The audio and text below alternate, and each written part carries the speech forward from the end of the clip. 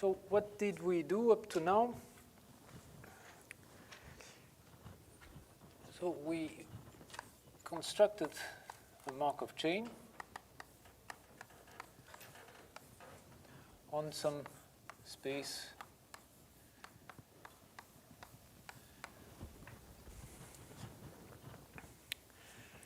and from that Markov chain we obtained a semigroup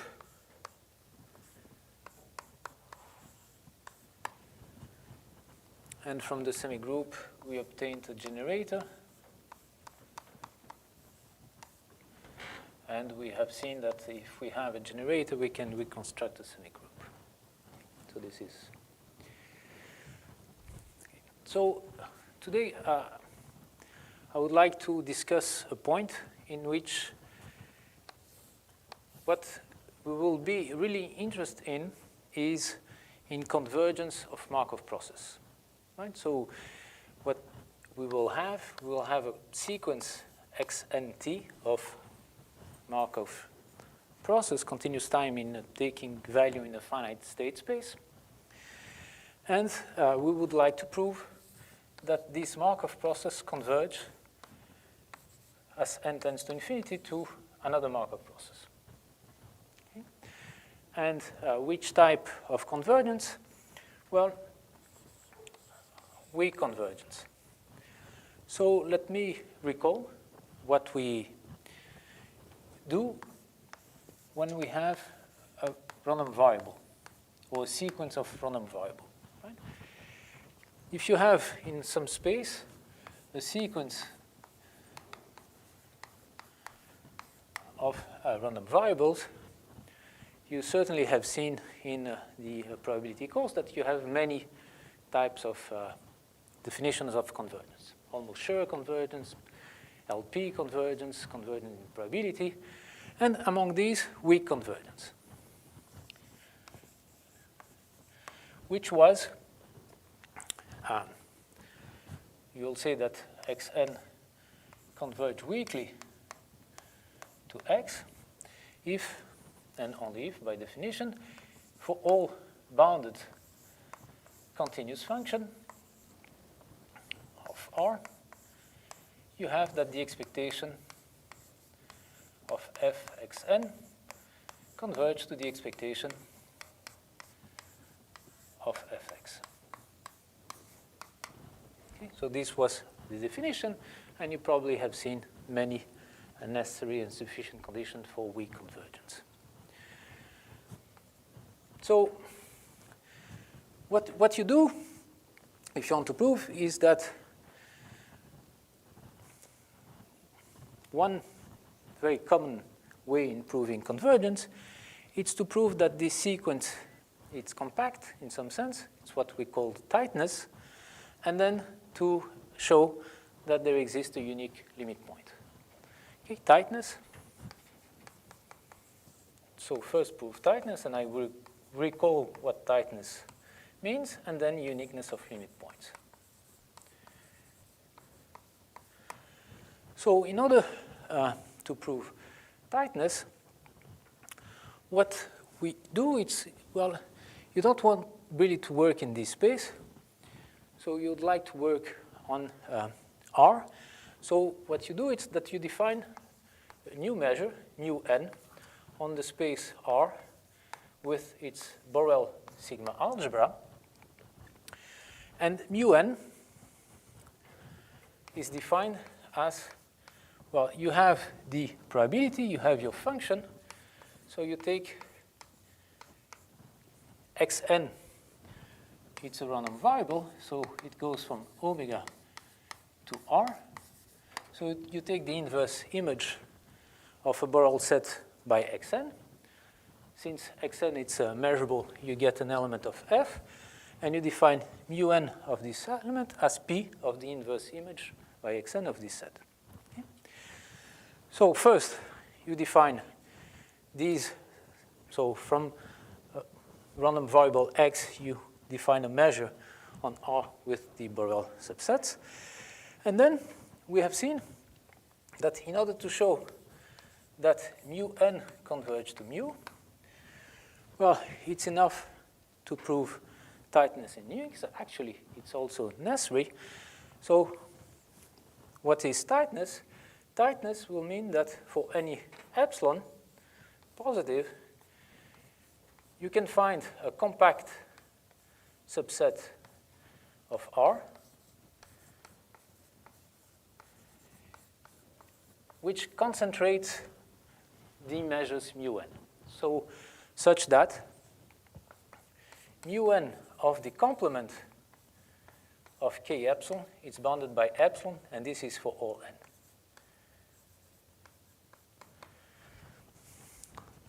So tightness means that for any epsilon, you can find a compact subset which concentrates uniformly essentially the whole measure. So that the complement of this compact for any n has measure bounded by epsilon. So this is our compactness. And then uniqueness. Well, uniqueness means that if you have a subsequence mu and k which converge to some nu, then this nu is unique in the sense that if you have another sequence mu and k prime which converge to a nu prime, then nu is equal to nu prime. So you prove uniqueness of limits of subsequences. Okay, and with these two ingredients, if you prove uniqueness of limits and you prove tightness, then you have convergence. So this is the way, the usual way in which you prove convergence, weak convergence of random variables. Okay.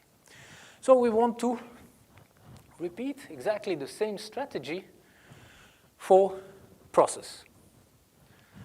But now you see that a random variable sends your set omega to R.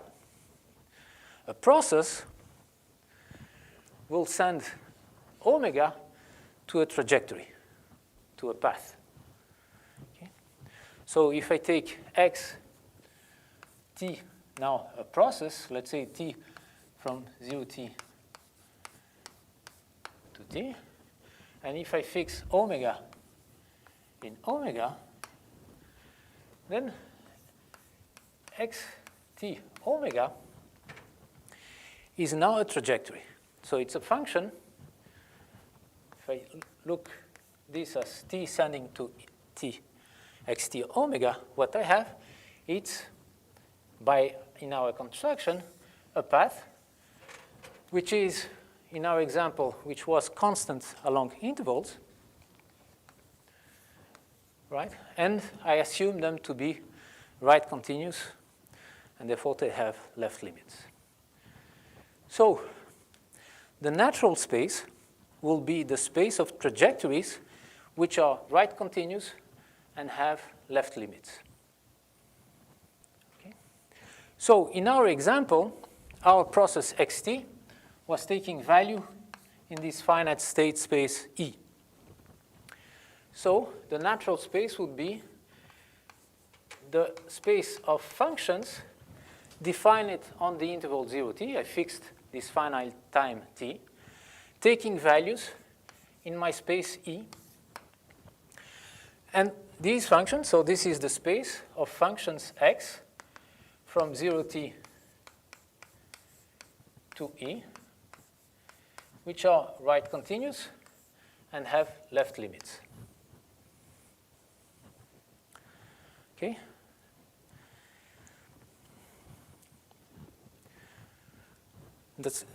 Do you agree? So this is the natural space. Fine. But now I have to define.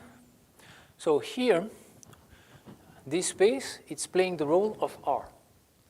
So R was a Banach space. I mean, when I'm talking about compact space, I need the topology structure in this space, right? To say that here I have a compact subspace whose measure, I need a topology. So I need to endow this space with a topology.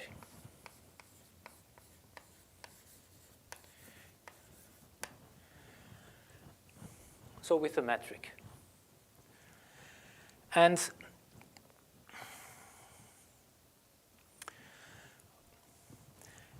And in my examples, I will not work with E, but with more general spaces. So I will present this theory replacing E by a general metric space. So E will be an example, but in order to be able to use this theory, let me replace my finite set E by a metric space M. So M will be a metric space.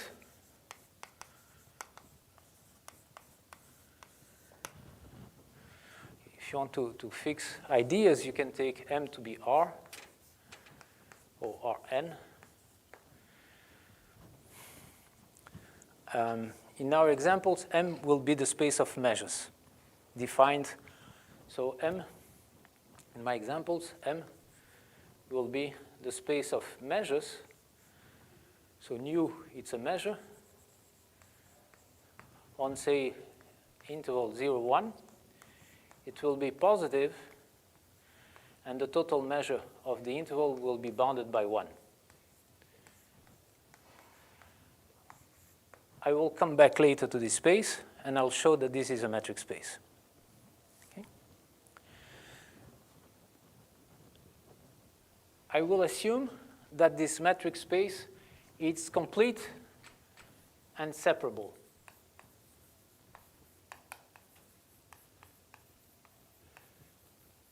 So complete, for you to remember,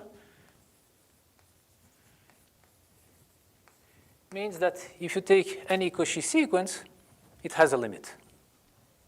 And separable means that you have a countable dense subspace.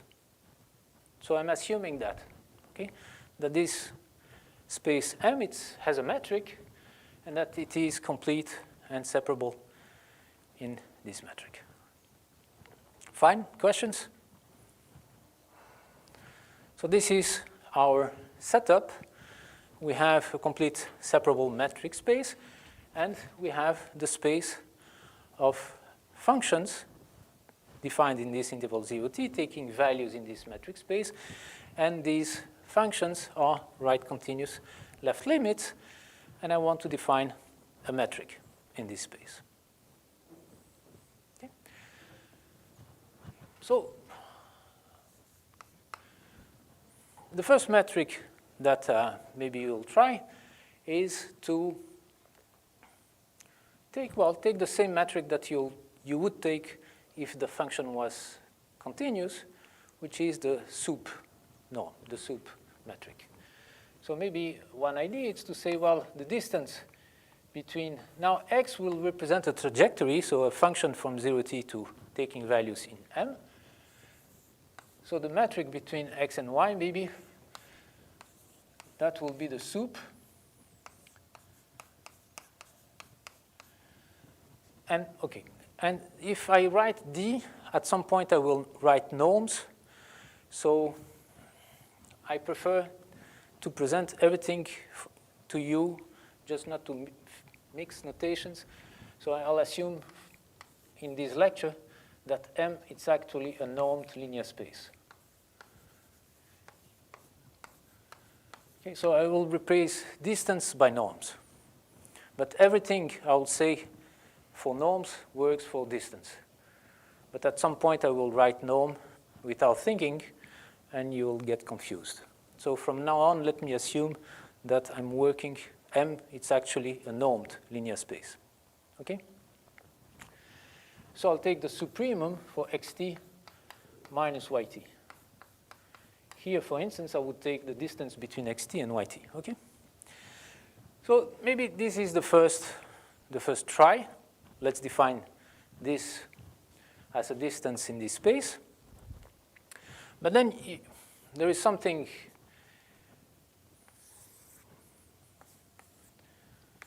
which is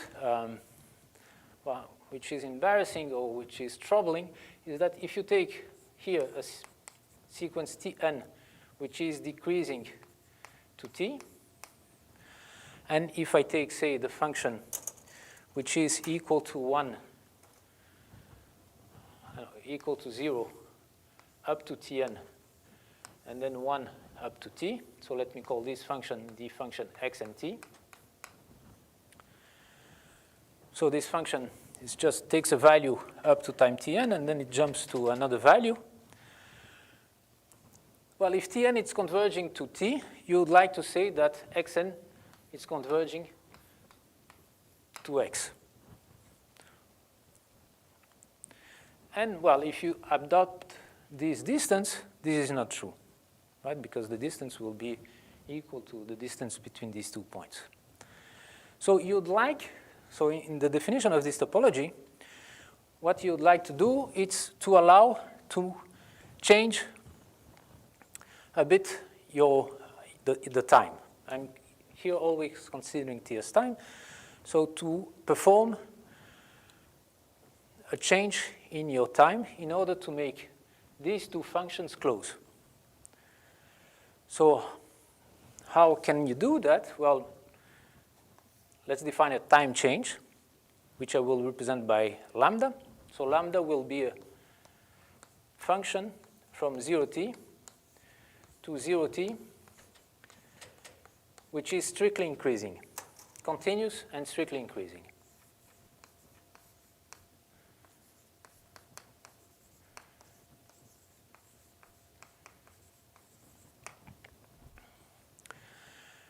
And what you'll try to do, it's, okay, so let me take x. I want to define the distance between x and y. And I want to allow to change the time. So why don't compare x change in time by this lambda with yt?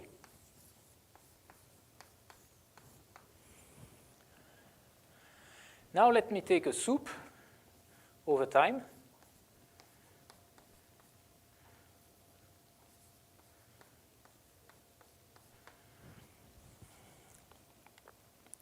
And of course, well, I'm not allowed to take any lambda. I want to minimize that over lambda possibles. But let me pay a price when I perform a time change. And what is the price, the reasonable price? Well, let's compare lambda t with the identity. So let me take the soup in t of lambda t minus t. So here is the cost of a time change. Here is the result of my time change, so the distance when I perform that time change. Let me take the maximum between these two quantities. And let me take the infimum over all time change, possible time changes.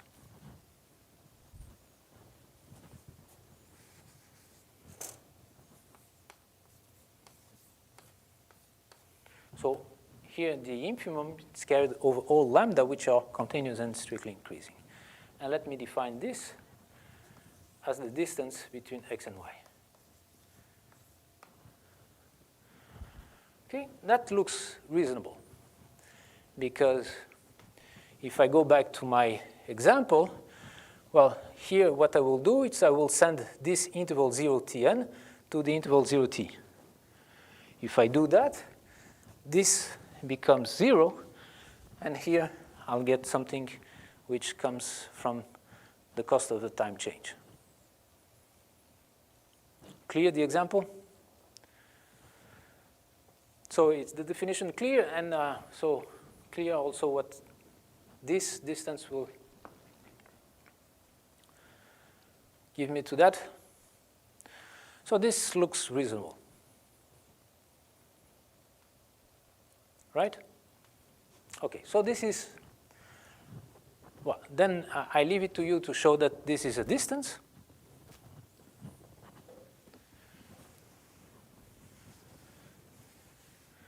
So my first claim, so I won't prove, okay? If I prove everything, I mean, that will take me 2 weeks in order to fill. I'll just state the theorems, and these are the theorems we will use in the next lectures when we will be proving that you have convergence, weak convergence of processes.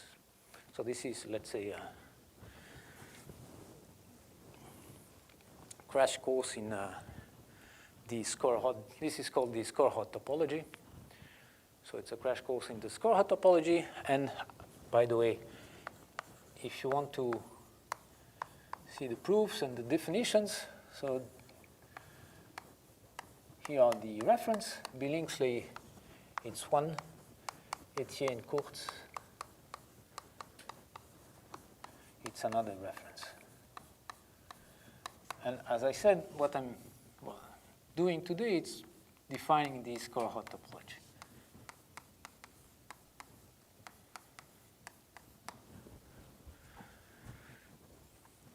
Okay, so you'll find the examples, the proofs, the statements in these two references. So my first claim is that D is a distance.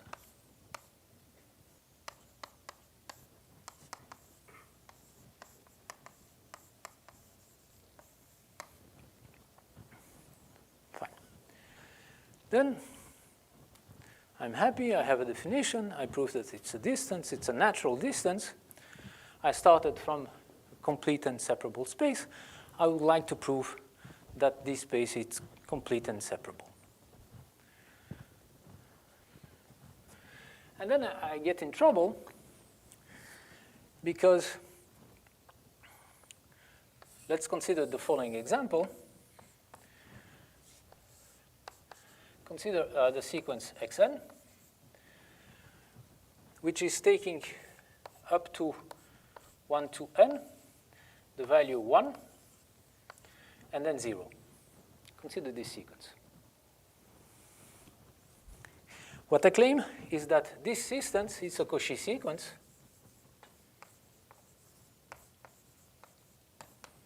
but doesn't converge.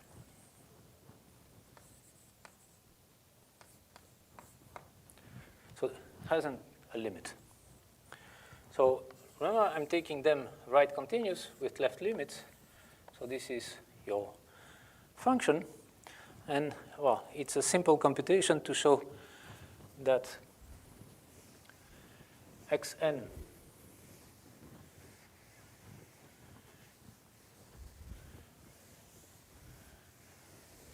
it's Cauchy and that it does not converge.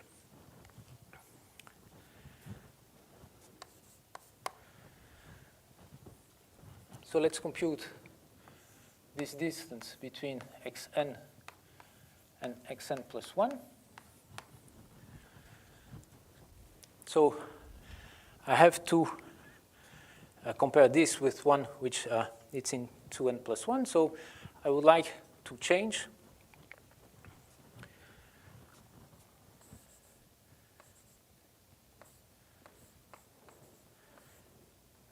xn so that it's close to xn plus 1.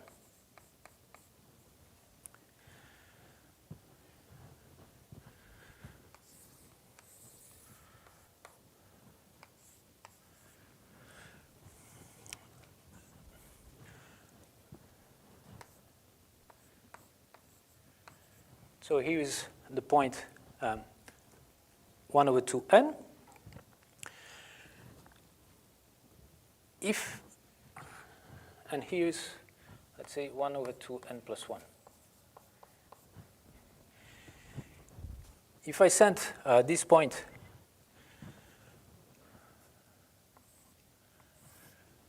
to a value which is larger than 2n plus 1, so this is lambda,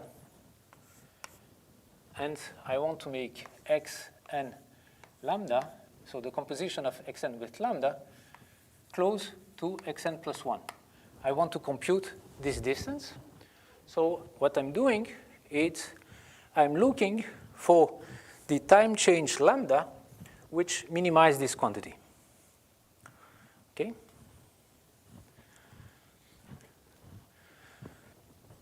So here's lambda. Lambda gives some value to 1 over 2n. Let's assume that its value is larger than 1 over 2n plus 1. If 1 over 2n is larger than 2n plus 1, this value at 1 over 2n will be, here I'm taking maybe xn plus 1. Yeah, sorry. What I have in mind, it's xn plus 1, so let me.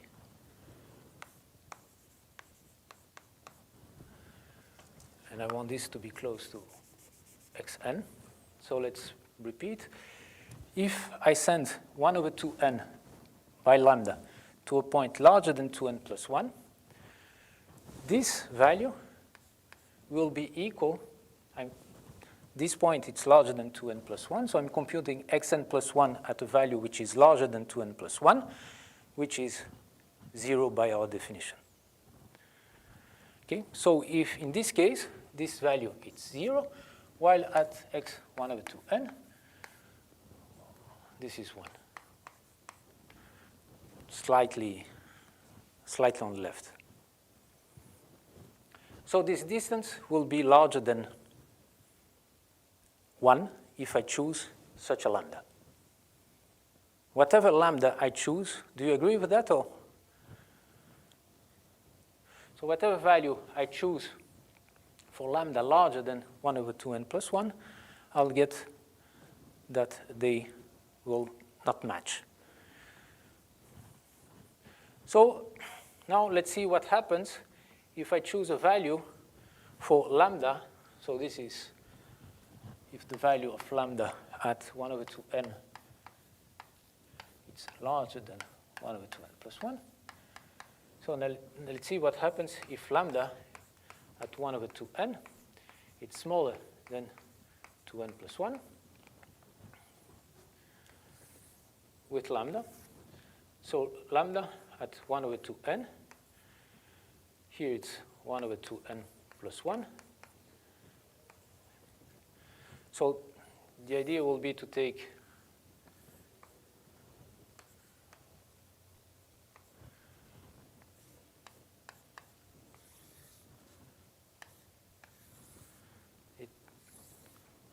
such a function like that, but the problem is if this value it's larger, then the sup in t of lambda t minus t, which is this quantity here, this sup will be larger than the value at taking t equal to 1 over 2n.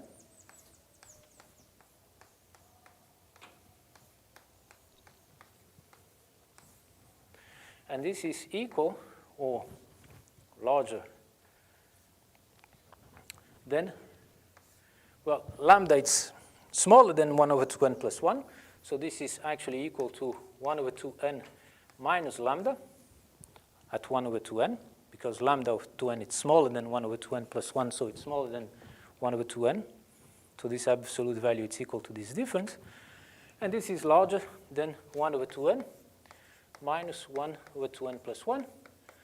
And this is equal to 1 over 2n plus 1. So this sup, it's larger than that. And if I take exactly this function, which at 1 over 2n, it's equal to 1 over 2n plus 1, and it's linear and linear, I get it's exactly equal. This supreme, it's exactly equal. This proves that this supremum is actually equal to 1 over 2n plus 1. And therefore, that the distance between xn and xn plus 1 is equal to 1 over 2n plus 1. And this proves that this sequence is Cauchy. Is it clear? Do you agree?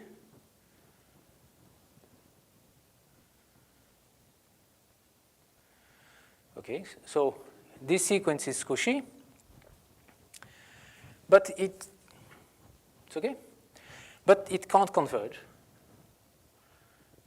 right? Because if it was to converge, since it's 0, xn it's 0 at the right of 1 over 2n, the limit has to be 0,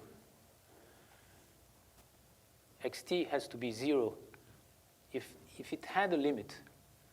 Okay, suppose that xn converge. Since xn of t it's equal to 0 for any t positive and n sufficiently large, the limit has to be 0. Since it's right continuous and it's 0 for all t positive, it has to be flat, equal to 0, constant equal to 0. But the distance between any function xn and 0, it's 1. So xn does not converge, so we have an example of a sequence which is Cauchy and which has no limit.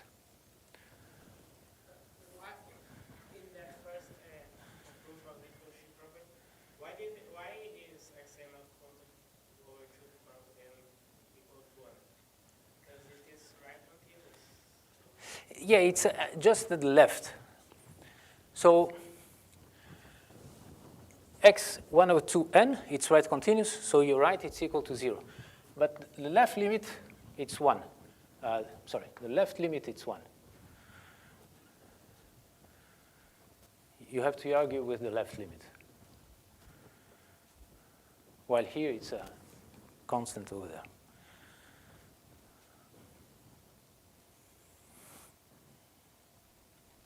Any other question?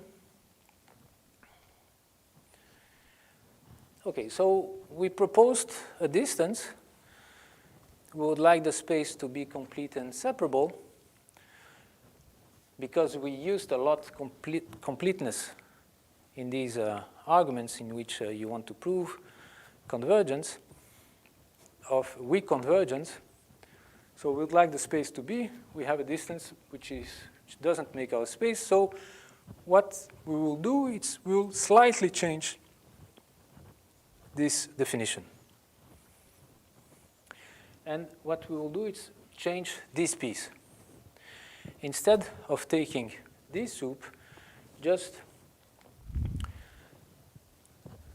to manage to avoid this example,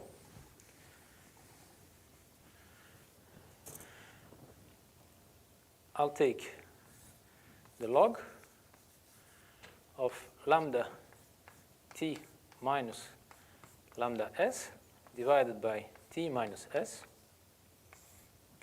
And I'll take here the soup of t different from s.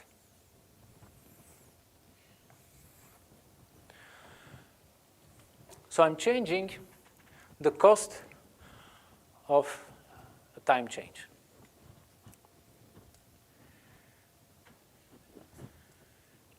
And now if you go back to our example, this is the point. This difference here, lambda t minus lambda s, it's 1 over 2 n plus 1, because it will be maximized at points close to this difference, while t minus s will be 1 over 2n.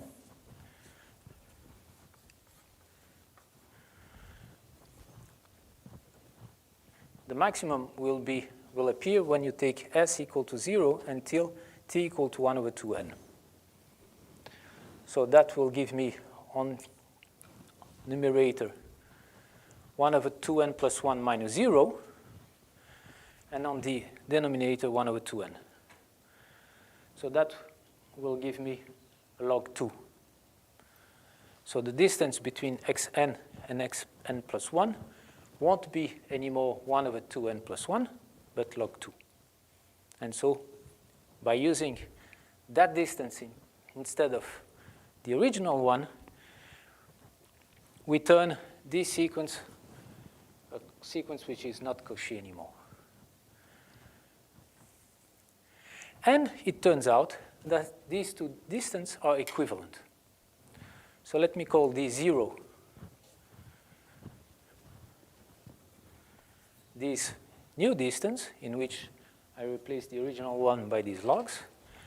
And my second claim is that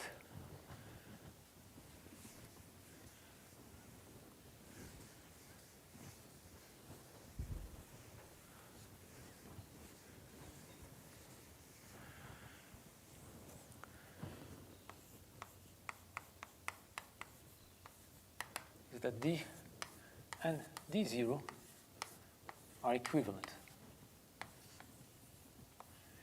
Equivalent in the sense that if xn converge to x in D, this happens if and only if xn converge to x in D0.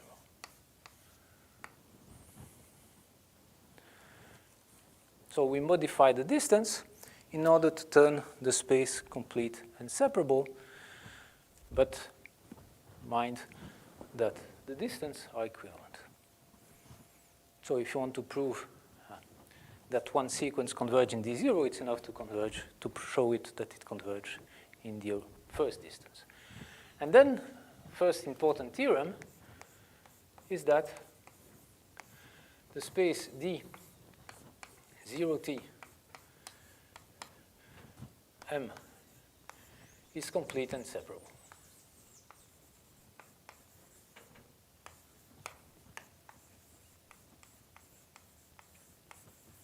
If you use the distance D0. So we defined a distance, and we have now that our space is complete and separable under this distance.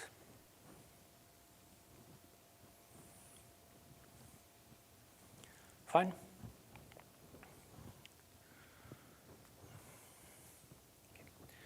So this is our space. Now if we go back, we need to characterize what are the compact sets in this space. Right? Because if we need to prove tightness, we need to show that the sequence of measures will be concentrated on compact sets of this set. So what are the compact sets of these sets?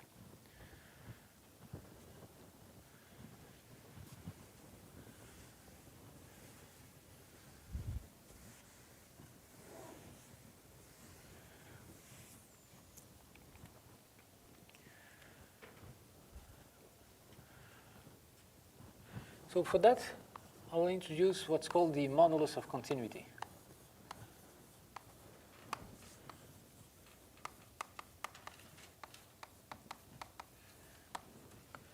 So if you represent by C 0t the space of continuous functions in the interval 0t, you know that a function is continuous if and only if it's uniformly continuous.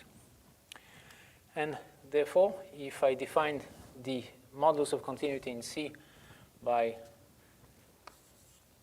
W delta of x to be the supremum of xt minus xs for t minus s less or equal than delta, what you know is that if you take x in C,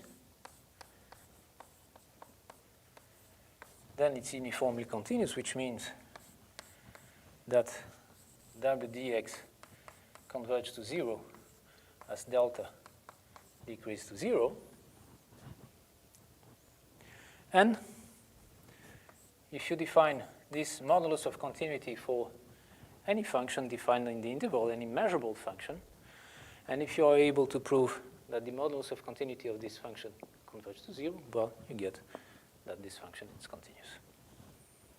Okay, so we have a criterion in order to show that a function is continuous. The same thing happens for our space D, provided we change the modulus of continuity.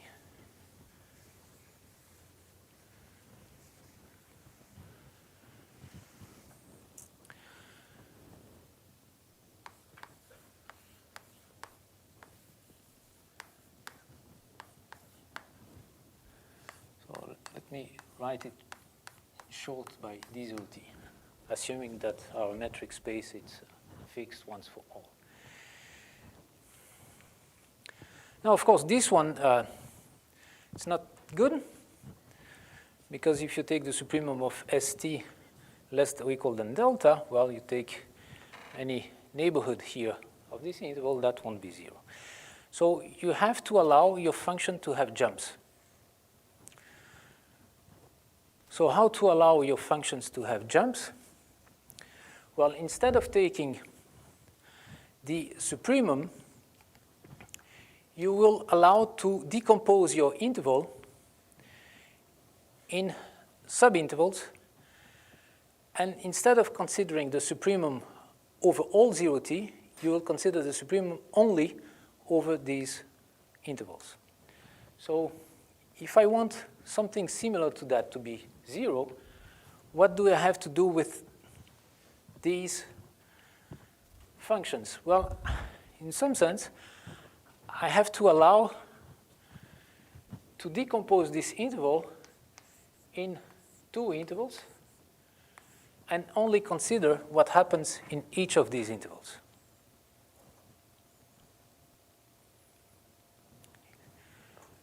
So the idea is you fix a delta, and now what you want to do is you want to compare your function x in times t and s, but for not along all the intervals, but along subintervals. So let's say that you decompose your interval 0t in 0, which is t0, which is less than t1, which is less than tn, which is equal to t. And you'll take a supremum for ti less or equal than, say, s less than t less than ti plus 1. So the important point here is that you're not taking the value on the right. So in this sense, I'm removing from my trajectory this jump when I take this interval. Of course, if I'm allowed to take as many points as I want, I can make this as small as I wish. Just take all the intervals, all the jumps. I show that there are a finite number of jumps with size larger than a delta. So I could make that as small as I wish for anything. So I'll take here, so the maximum, of course, for 0 e less than n minus 1. But I will require these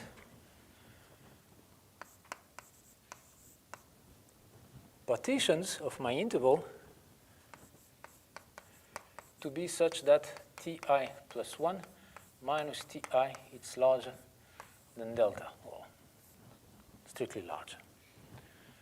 So I give you a delta, and now I allow you to decompose your interval 0t in intervals, but these intervals have to have length at least delta. This means that if I give you a delta which is larger than this interval, then you won't be able to avoid this jump. But as soon as delta is smaller than this length, you can take as first interval this one, second interval this one, and that will be 0. Okay, and that will be the modulus of continuity delta prime.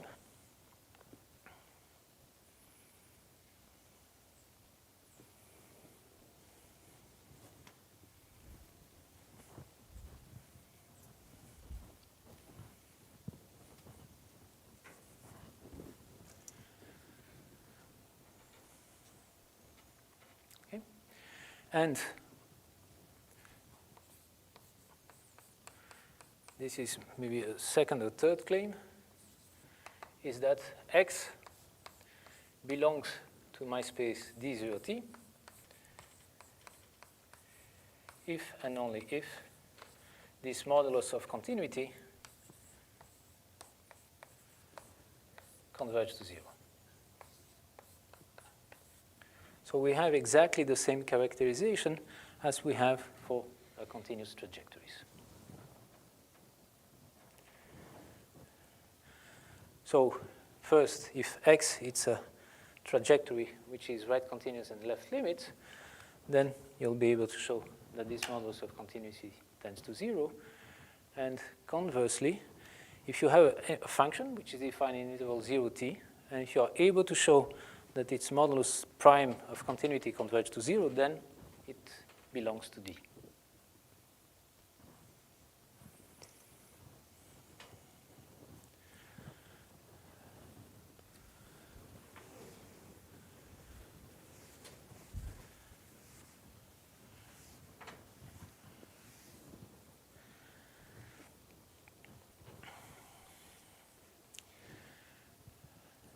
Let me show. This one I can show because it's easy. That if x belongs to D,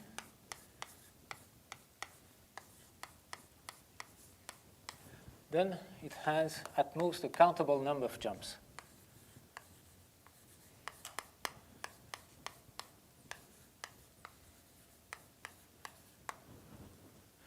And actually what we will prove is that if I fix a delta positive, then the number of jumps of size delta or larger, it's finite.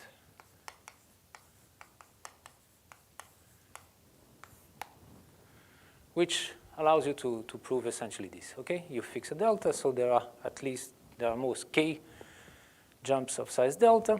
So you fix their points, you see the distance. If you take the intervals of that length, then you can make this supremum less than delta. Okay? Is that clear? I mean, it follows from this fact that if x belongs to this space, then this converges to 0. Okay?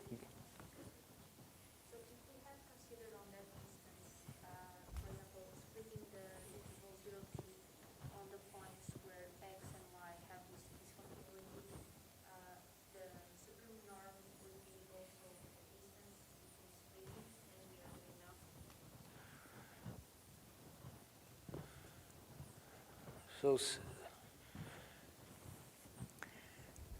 say it again. So you want to take xt minus yt. Yes.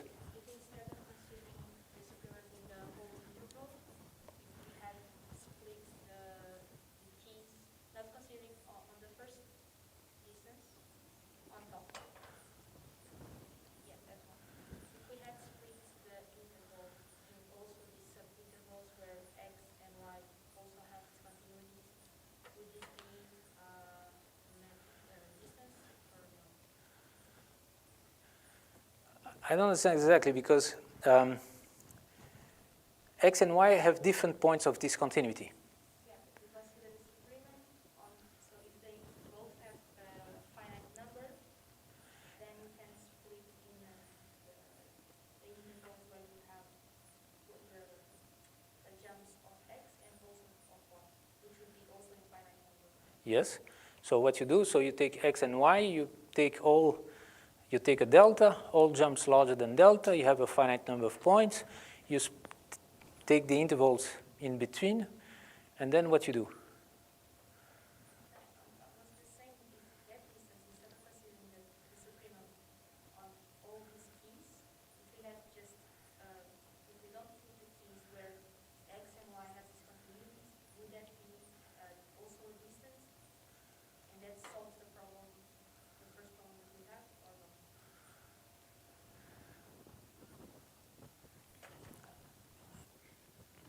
What you're doing, if I understand, you're removing a finite number of points.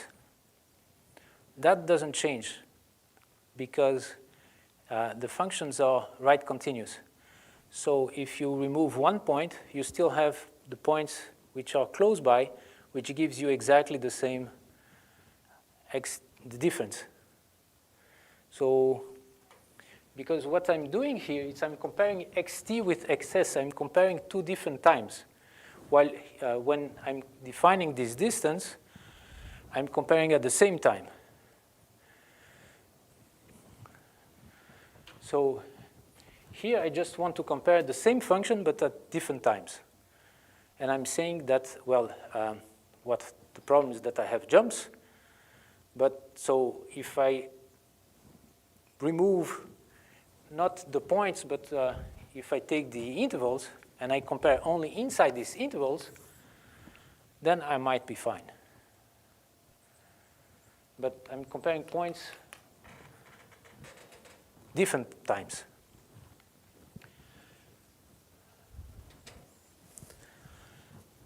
Okay, so let's prove that if I fix a delta and I count the number of jumps of size larger than delta, then there are most a finite number.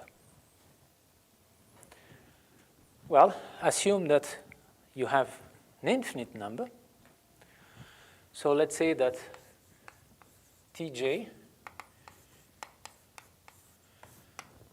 are points at which I have jumps of size larger than delta, which means that x Tj minus x, so I'll write minus or Tj minus to say that this is the left limit. Okay, the left limit exists, and this gives me, I don't know if this is the notation or I put it minus here. I think a minus here. So this is, right, so xt minus will be the limit as s increase to t of xs. So I'm assuming that there are a count of an infinite number, and that xtj minus jump it's of size larger than delta at all these points. Okay, so you are in an interval 0t. You have a countable number of points, so there is one subsequence which converge. Okay, so I can extract a subsequence tjk which converge to some t which belongs to this interval 0t. Fine. So there are two possibilities. Either they are decreasing or they are increasing.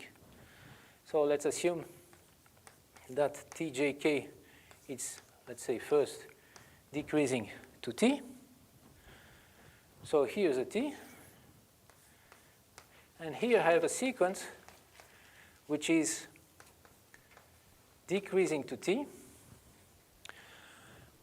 But what I know is that at these points, the right and left limit are different by delta.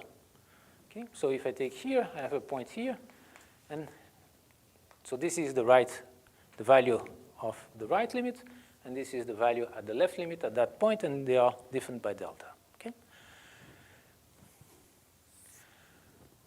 Well, it makes it impossible for the function to be right continuous at t, because I have these two sequences.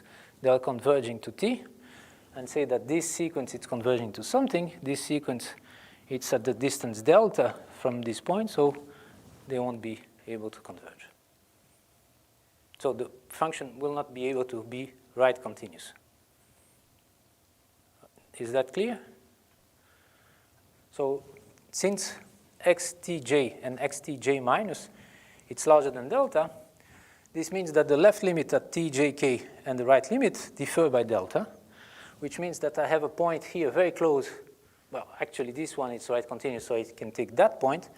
This point, it's left continuous, so I can take a point very close here, so still larger than t, and whose difference here is larger than delta. Okay? Then I let tjk converge to t, and I get two subsequences, which are xtjk and xsj, which takes different values at the limit. And the same thing if I take tjk increasing to t, it won't have a left limit, because I still have two subsequences. Okay? So it's impossible to have an infinite number, because I would obtain a contradiction. So there are only finite number of jumps of size delta for any delta, and this proves that, yeah. What about the case where it's increasing? Okay, so the case is increasing. It will contradict the fact that you have a left limit at t. Because I will have, you agree? Yeah. Okay. No. Now, please ask questions. Okay? Fine. So there are a finite number of jumps, and therefore, if it belongs to this space, this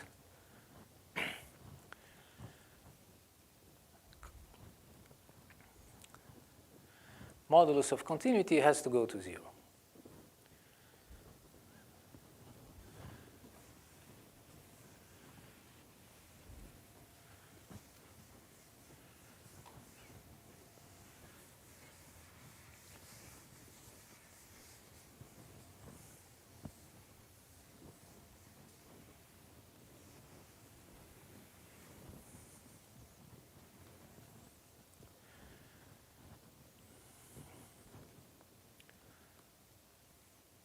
So now I have all elements to tell you what are the compact sets.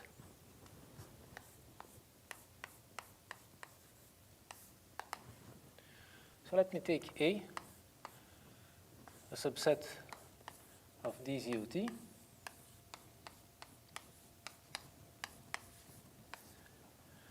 Let's say closed. I'll say, so A, it's compact.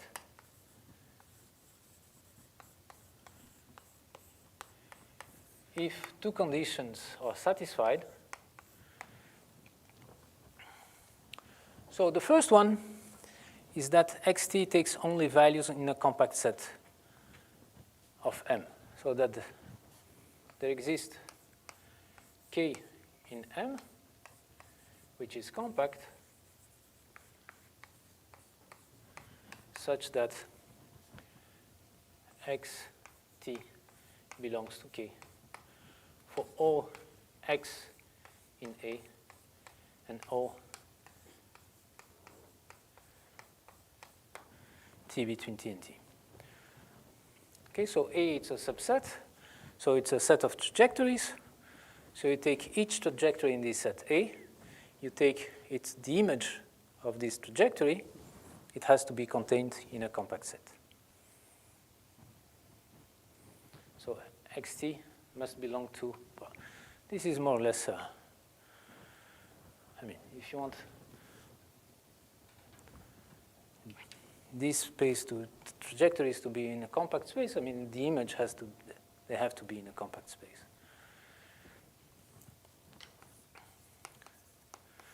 It's like saying in the space of continuous function that, well, the image have to be bounded and the space have to be uniformly, this sequence of, or the set of functions have to be uniformly equicontinuous.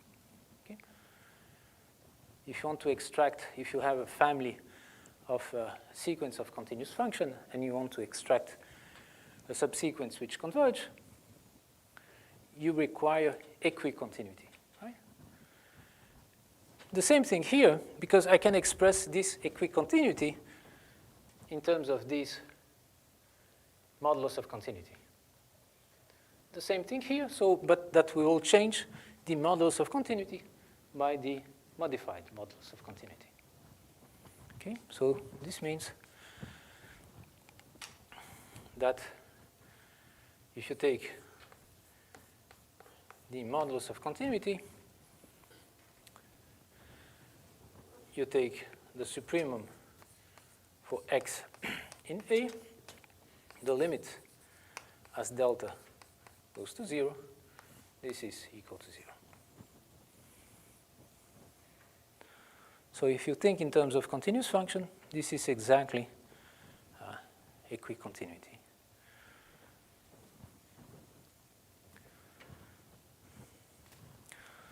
Okay, so if you want a sequence of continuous function to converge, well, they cannot go to plus infinity.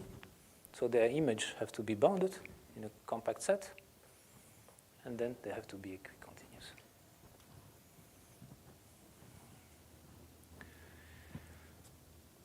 Okay. Fine. So this is what we need to know about our space.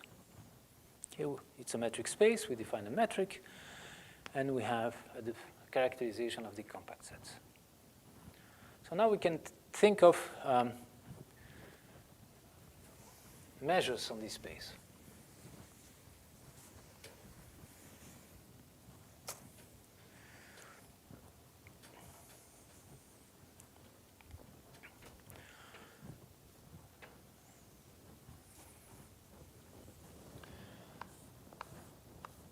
So let's say that P, it's a probability measure which is defined on this space.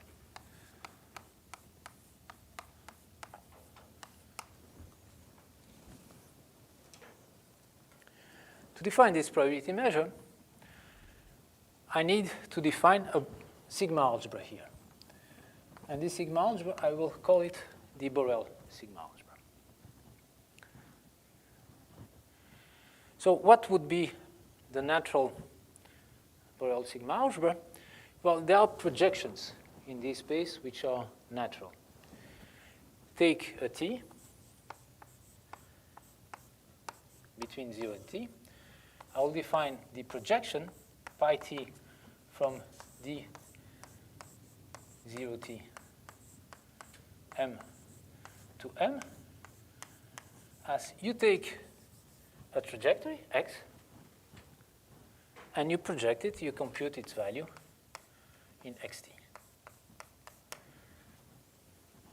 Okay? So this is the projection. You take a trajectory and you just compute it at value t. Okay. Unfortunately, these functions pi t are not continuous.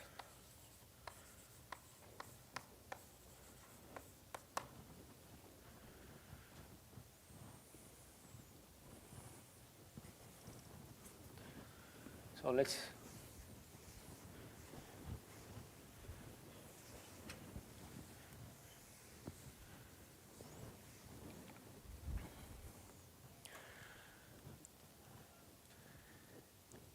why they are not continuous? Well, let me take again my example.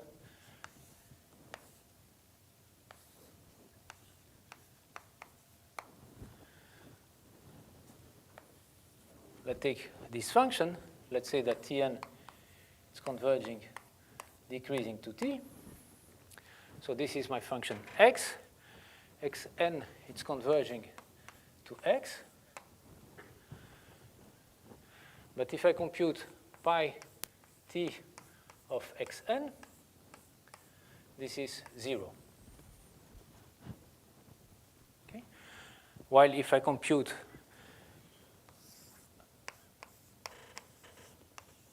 since it's right continuous, the value of x at t, it's 1. So pi t of x, it's 1. So this function pi t, it's not continuous.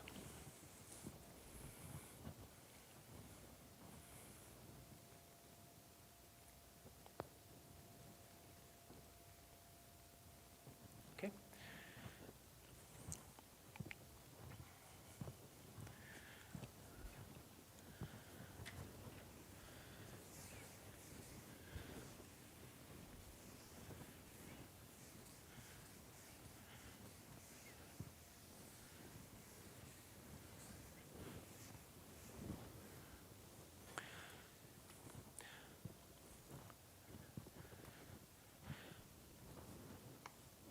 But I claim it's measurable.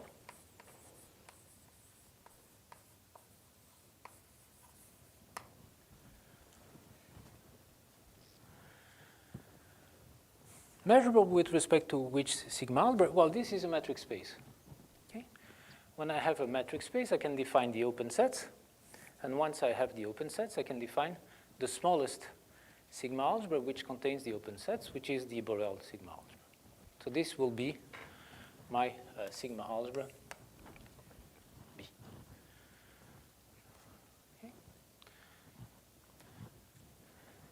The sigma algebra generated by the open sets of this metric space.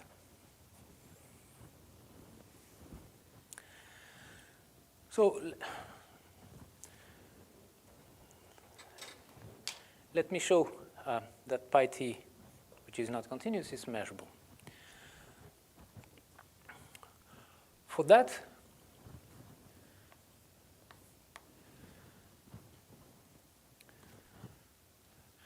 I need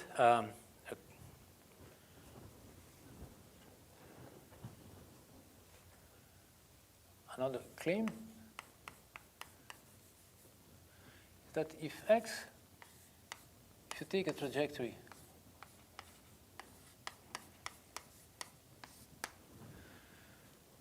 then what I claim is that xt, it's bounded. So maybe if you allowed me to use norms, that the sup of xt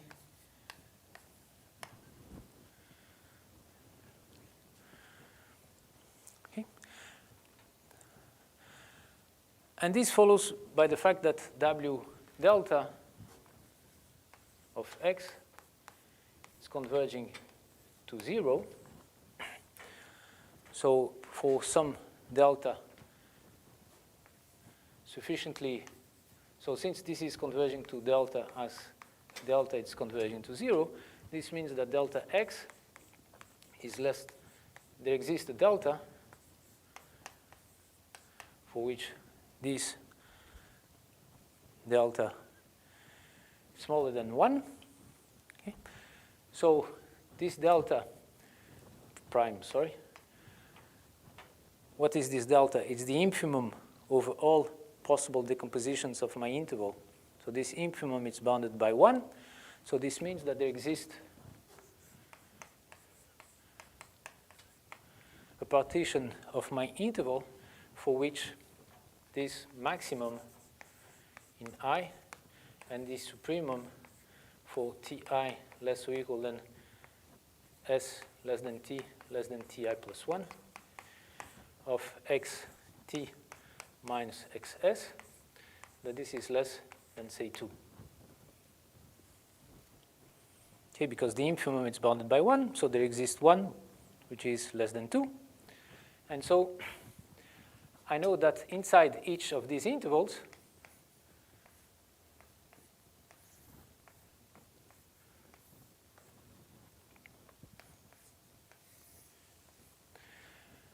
the number of intervals, it's finite because ti plus 1 minus ti, it's larger than delta.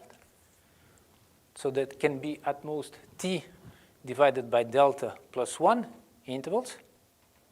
So I have a finite number of intervals, so a finite number of jumps. I know that on each of these intervals, this difference is bounded by 2.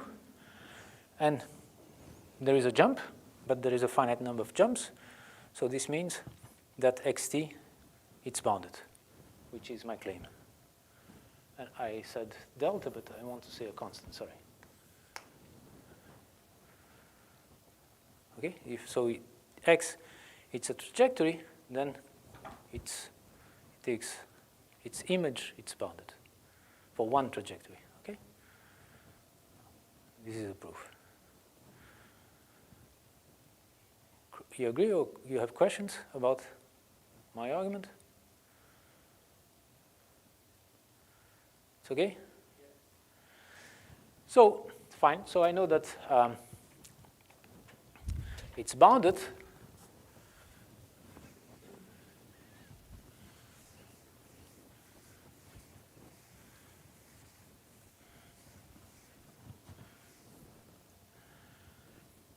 So now let me define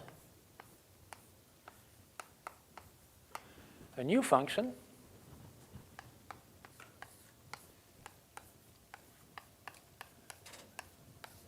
which,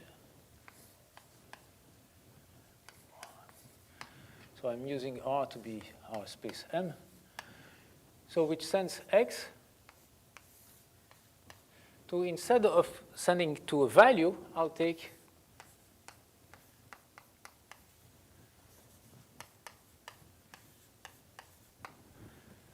its integral from t to t plus h. Now I claim that this function is continuous.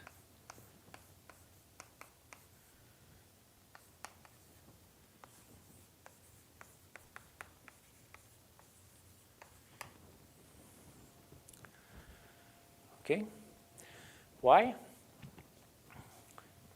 Let's take xn converging to x.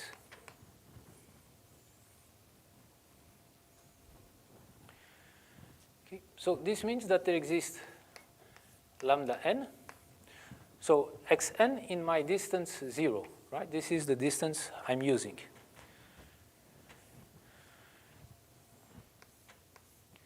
But we have seen that these distances are equivalent. So xn is converging to x in D.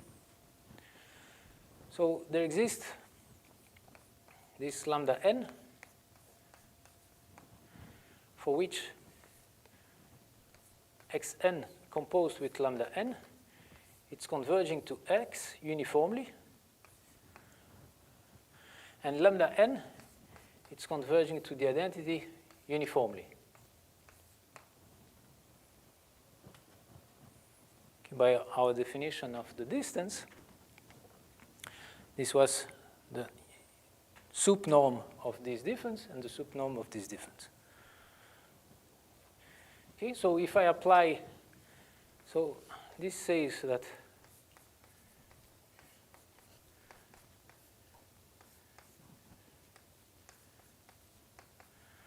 this is converging to 0 uniformly.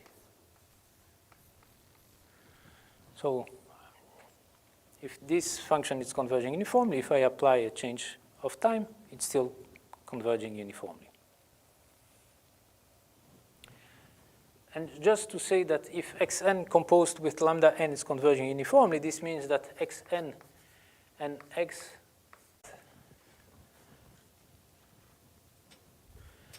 xn, so in this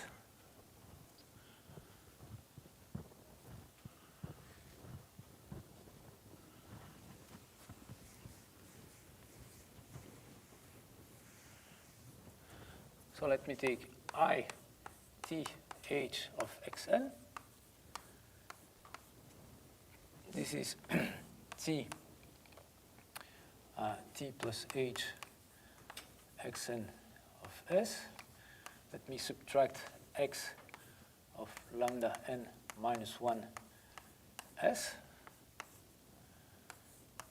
ds and plus t plus h x lambda n minus 1 s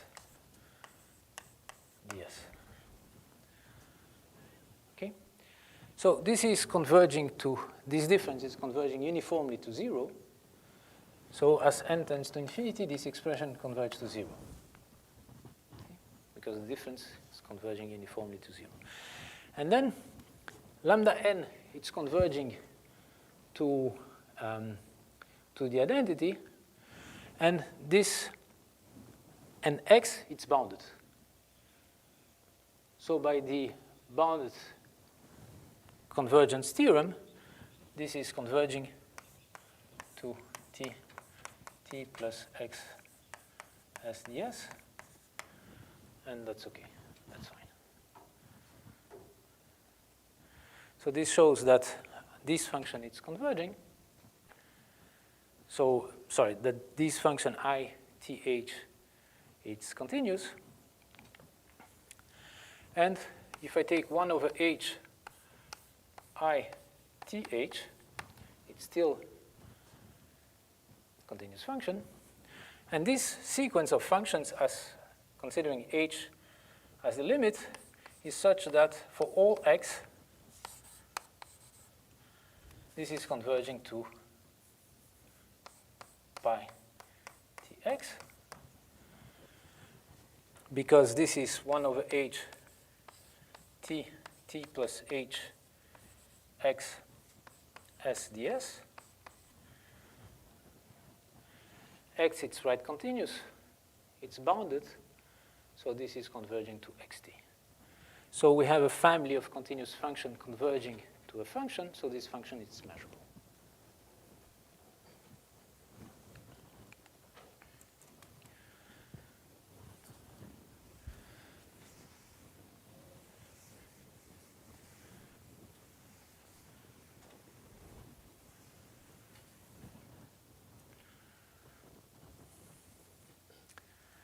And in the same way as we proved that this function is measurable,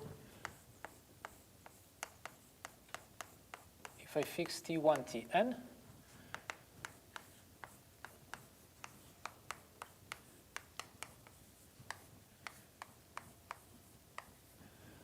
we can prove that this one is also measurable, which sends x to the vector xt1, xtn, by the same arguments. Okay? So we have, so these functions are not continuous, right? Which means, in particular, that, well, if Pn is converging to P, the expectation of fxt does not converge to the expectation of xt, right? So just a remark, which if you have Pn converging, so once you have the space D0T, which is a metric space, we define a metric space, I can define weak convergence. So I take continuous functions defined on this space, and I'm saying that Pn converge to P if the expectation of f for any continuous bounded function converge to the expectation of f. But mind that if Pn converge to P, then it's not true that the expectation with respect to Pn of fxt converge to the expectation of fxt. Right? Because the projection at one time is not continuous.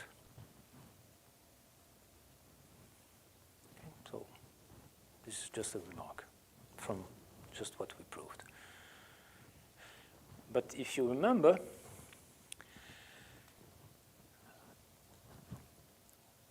we can prove convergence of functions. We don't really need them to be continuous. We need to show that the points of discontinuity have measure 0. So if the measure that x, that the trajectory are discontinuous at a fixed time has measure 0, then that will be fine. But you'll have to show that the measure, so the measure of all trajectories which are discontinuous at a fixed time t, that the measure of this set is 0. If you show that the measure of this set is 0 with respect to the limiting measure, then you can pass to the limit.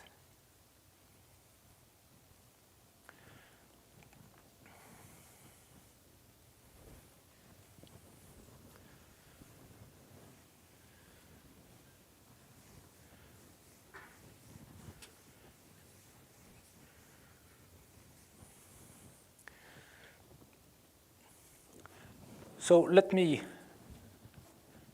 just summarize what I did. I show that these functions are measurable, but they are not continuous.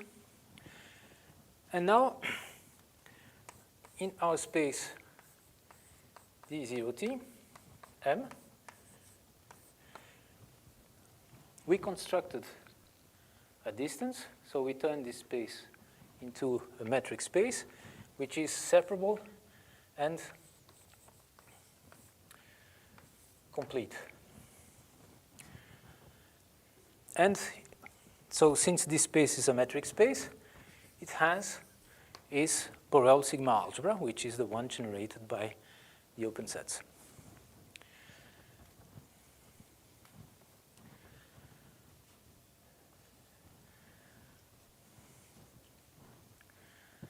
Now, let me go back to our process. We have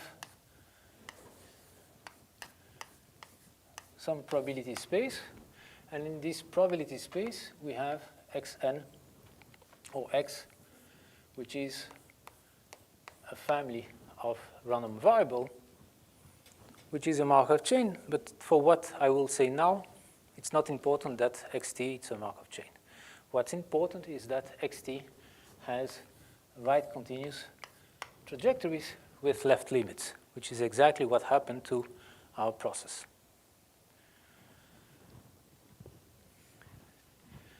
So now I can define a function phi.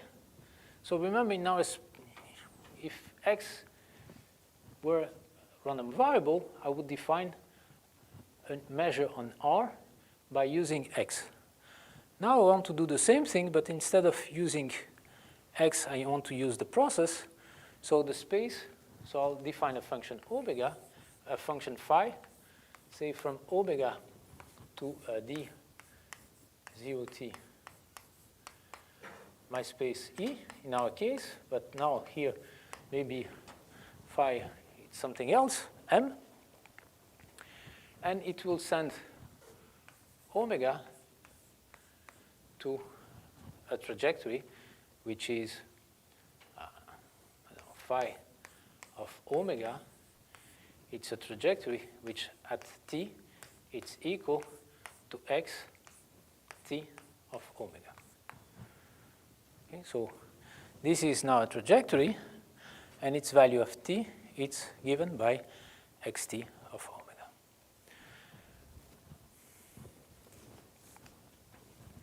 I claim that phi it's measurable.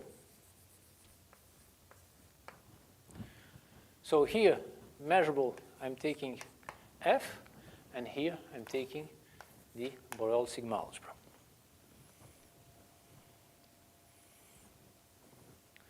Okay.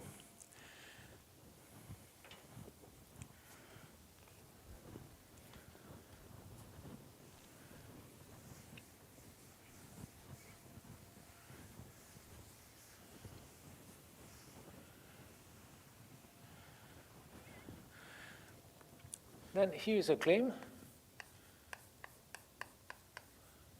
is that this Borel sigma algebra, it's generated by the finite dimensional space, by these functions. So B, it's equal to the sigma algebra generated by these functions pi t1 up to tn. So here I'm taking n larger than 1 and 0 less than t1, tn less than t. So you take the set of all these functions. We have seen that they are measurable. You take their inverse image. They generated the sigma algebra, but I claim that it's clear that it's contained because these functions are measurable, but actually they are equal. They generated the Borel sigma algebra. So in order to prove that this function is measurable, I need only to guarantee that the finite dimensional sets are measurable.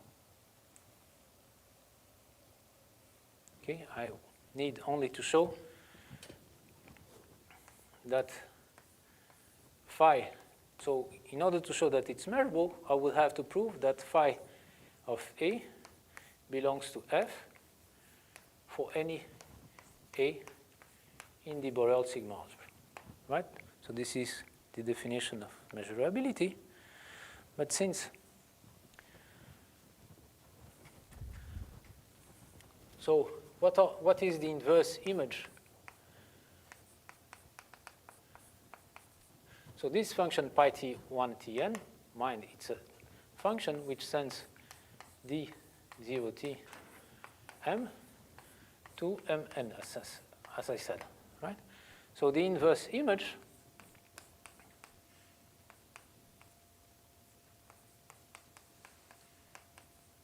of a set, say, C,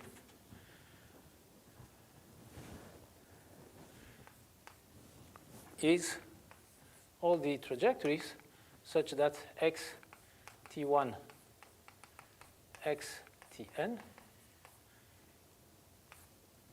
belongs to C, where C is a subset of mn, right?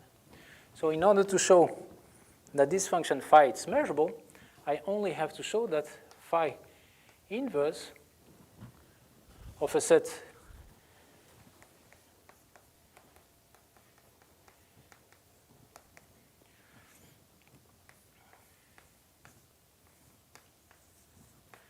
belongs to phi. Okay, so for any n, for any T1, Tn, for any C, I have to show that this is true. Because if I prove that, I'll prove that, well,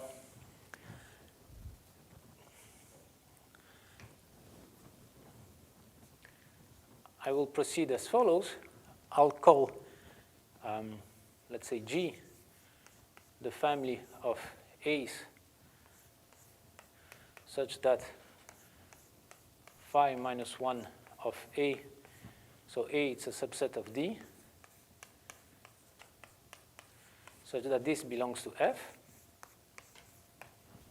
Okay, I'll show that G it's a sigma algebra, and I'll show that it contains such sets by this result. Therefore, it contains all sigma algebra B, and therefore this means that phi is measurable. Okay. I don't know if I'm clear. I want to prove that phi is measurable. Okay. So this is the definition of measurability. Now I will use this claim saying that actually B it's generated by these sets.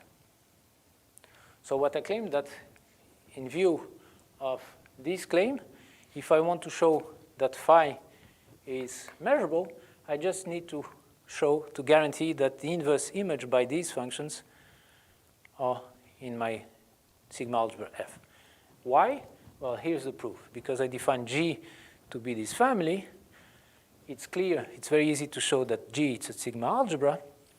Then by this result, G contains this set, and by this result, therefore, it contains all the B's. Okay. So indeed, I only have to show that these sets belong to F, but what is this set? So let me write it here. Sorry to change blackboard.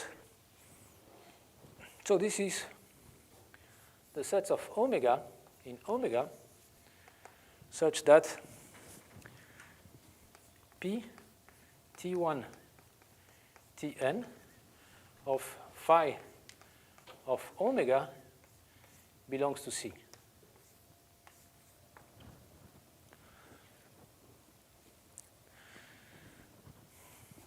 Phi of omega is this trajectory. So when I take the projection at times T1, Tn, so this is the process x dot omega, and when I take pi T1, Tn, this is the omegas such that x T1, x Tn omega belongs to C. Okay, but this is generated by, no, this belongs to the sigma algebra generated by T1, Tn. Okay, so this set belongs to the set sigma generated by xt1, xtn. And these variables are F measurable, so this belongs. So remember that we started with these xt's in F. Okay? So this proves that indeed this function is measurable. So I have a function going from this space to that space. So if I have a measure here in this space, I can define a measure here just by taking the inverse image by this function. And this is so, and this I will do every time. So as we do in probability, that you start working in an abstract space, then you project on R, and you start working only on R. So you assume that your variable is actually defined in the Borel sigma algebra of R. But that you need the pi to be surjective, right? T, sorry? You need the pi to be surjective, right? Phi.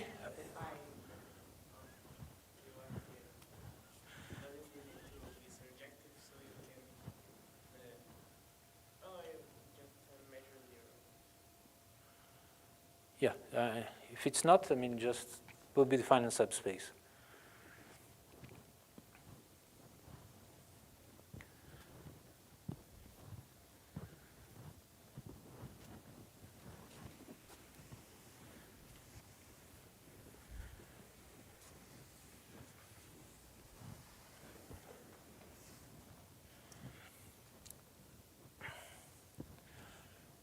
So I can define now a measure pi on d0 tm with the Borel sigma algebra of this space by this. So p will be a measure here, and p will be the measure p composed with phi minus 1.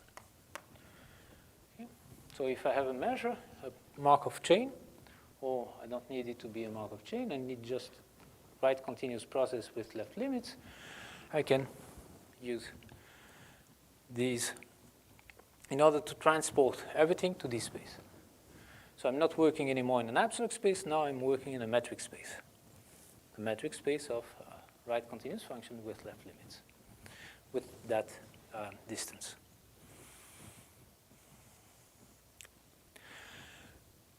So this is what we will do. And what remains to be discussed is, well, now I'll have a sequence of probability measure on this space, and I want to prove that this sequence converges. This will be my central object. And as I told you, well, now we have a metric space. We can just proceed in 2 steps. First, proving tightness, and then proving uniqueness. So uniqueness,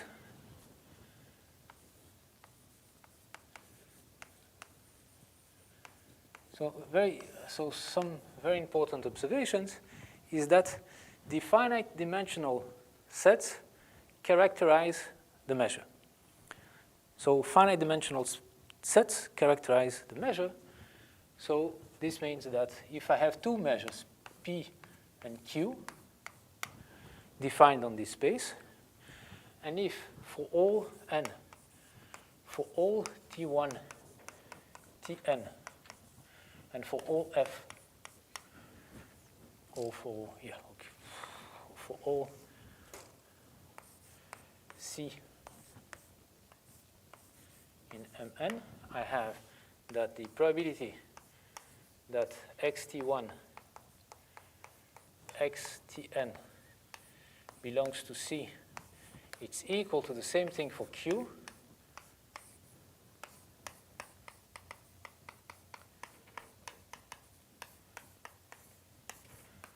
Then P is equal to Q.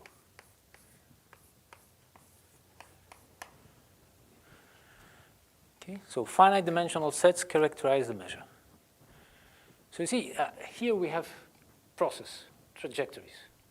These are complicated objects, while these ones are very simple. These are just vectors in Rn or in Cn or Mn. So if you want to show that, the object you obtained, it's what is the distribution of the object you obtained? What is the object you obtained in this limit? So, okay, you started with a sequence. You obtain a subsequence which converge, and you want to show, well, what is the limit which I obtained? Well, in order to characterize the limit you obtained, you just need to compute the finite dimensional distributions. So that simplifies your life a lot. However, the finite dimensional sets do not characterize convergence. So now if you prove that pi n it's converging to Q, so that the finite dimensional distributions converge, it's not true that pi n converge to Q.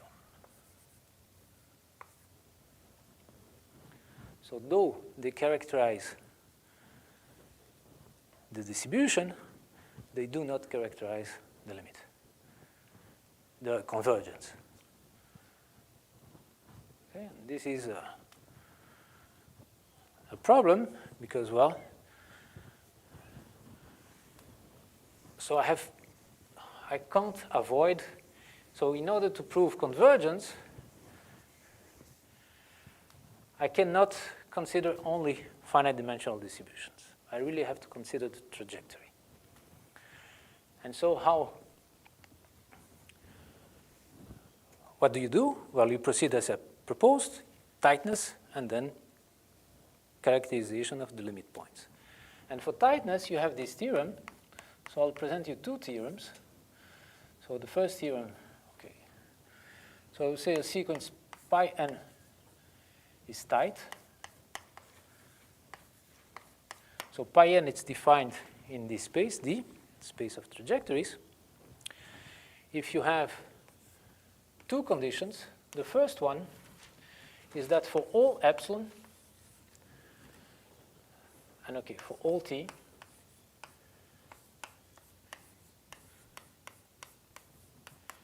there exists a compact set K of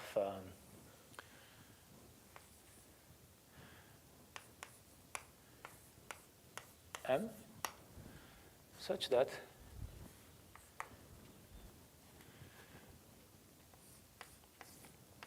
Pn that x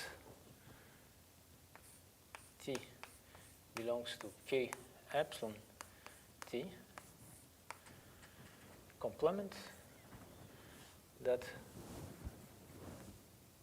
sup over n it's less than epsilon.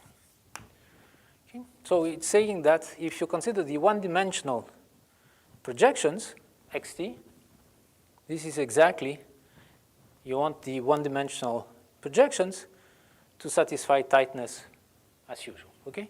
So you get a compact subset, and you want the measure to be concentrated on this compact. Okay, so this is telling you that for any t, if you look at the projection at time t, this projection is compact. Okay, so this is saying that pi n composed with pt minus 1, it's tight. Is that clear? This is what's written. And then you need, well, the second statement, which concerns the trajectory. Now you need that for all delta, the probability in n that delta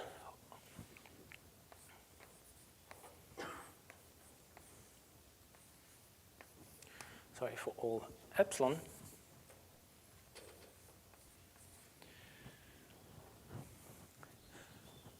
so you look at the modulus of continuity of your trajectory, so this is of your trajectory x, and you need that the limit sup in n, the limit in delta, is to be equal to 0. So you have to show that you have some, the modulus of continuity is uniformly small. Okay. That looks quite complicated if you remember the formula for. So what usually you do,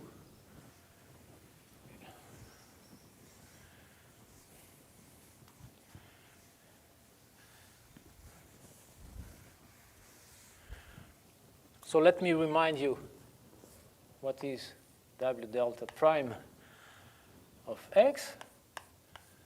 So this is, I'm taking the infimum over all ti, and then a max in I and a supremum. Okay.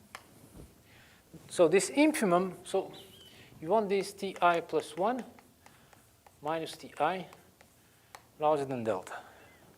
So usually the jumps are at random places. So there is no reason to fix one interval instead of the other.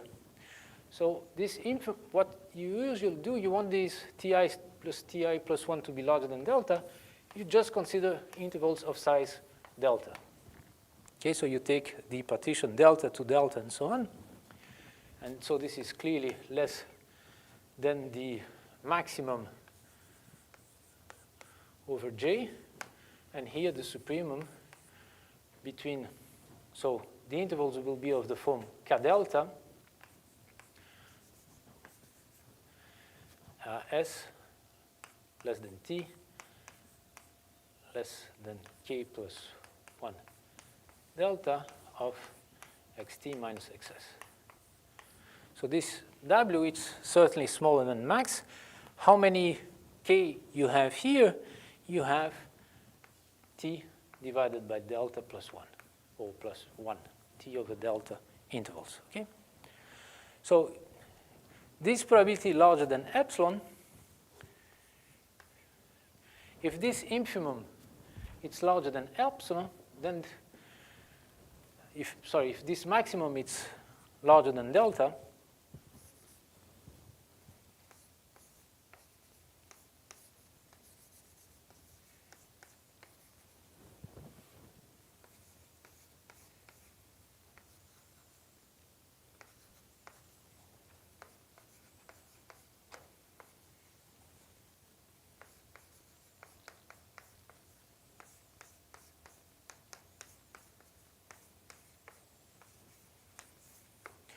so if you know that this maximum, what I want to say is that if you know that this infimum is larger than delta, so since this is larger, you know that this is also larger. So that probability is bounded by this maximum. So if you're able to show that this goes to 0, then this one will go to 0. And now this maximum, well, as I said, there are T delta times. So what you do is you take the union and you bound the union by the sum.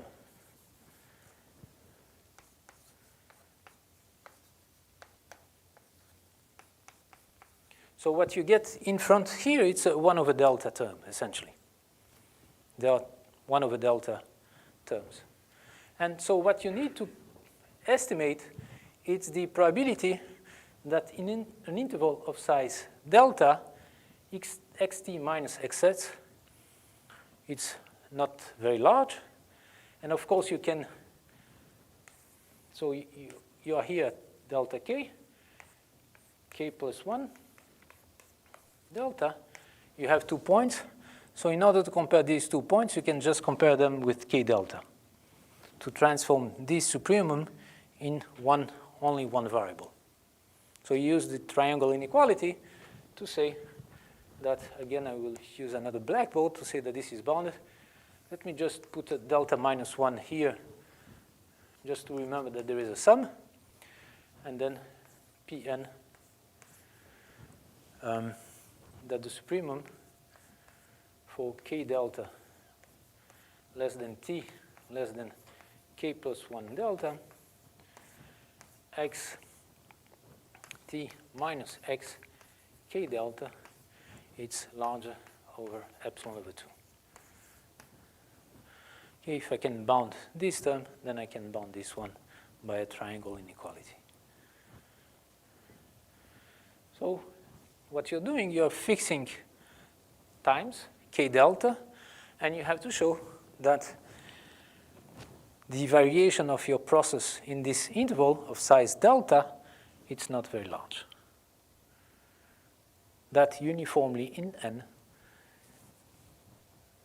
Okay, so you are faced, if you want to prove tightness, well, one way in which you can do it is you try to estimate this.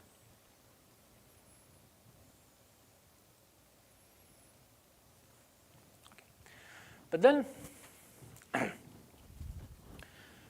Well, and what's annoying here is that you have this supremum inside. Okay, you have a supremum.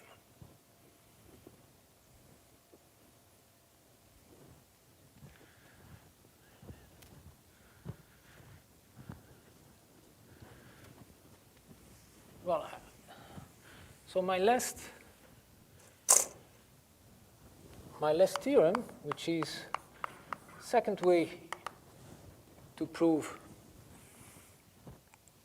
this theorem, is to replace this condition by another condition. So theorem, the sequence Pn is tight if I have 1. And instead of 2, I replace 2 by 2 prime. And this is called Aldous criterion. And in Aldous criterion, you get rid of this supremum, which is very nice. You don't have a supremum.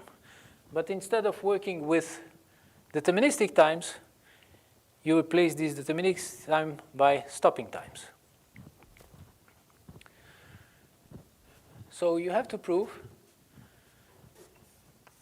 the probability that x tau plus a minus x tau is larger than epsilon n. And then here I'm taking the supremum over all tau. These are stopping times.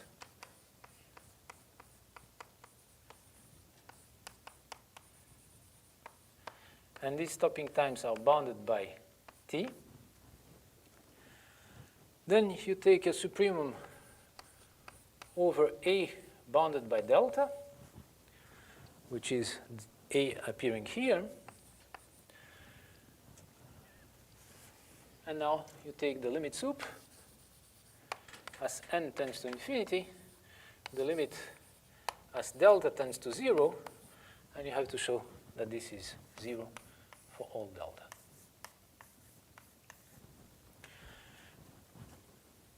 Fine? And this is the way in which we will systematically prove that the sequence are tight.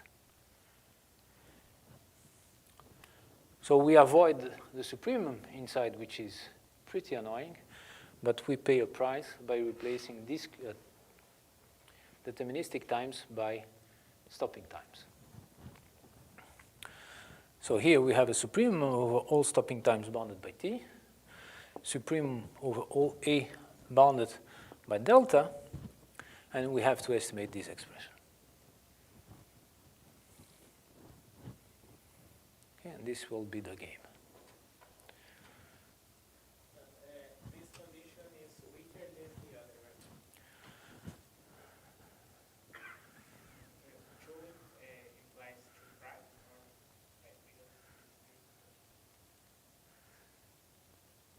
I would say that both are sufficient and necessary, so they are equivalent, together with 1. 1 and 1 plus 2, it's equivalent to 1 plus 2 prime. Yes, but if you ignore 1, 2 implies 2 prime, right? 2 implies 2 prime. I'm not sure. Because if you the supremum already counts if you. Yeah, but tau take any value between 0 and t. So here tau, while here, there, you fix the interval. So I don't know. But it's a good question, I don't know. Okay, so this is the crash course on the Scholar-Hart topology, or everything you need to know to understand what will happen in 2 weeks from now. And you have the reference. If you have questions, I'll be glad to answer. Okay. Okay, so we continue tomorrow, and remember that Thursday, it's a holiday, so there won't be class.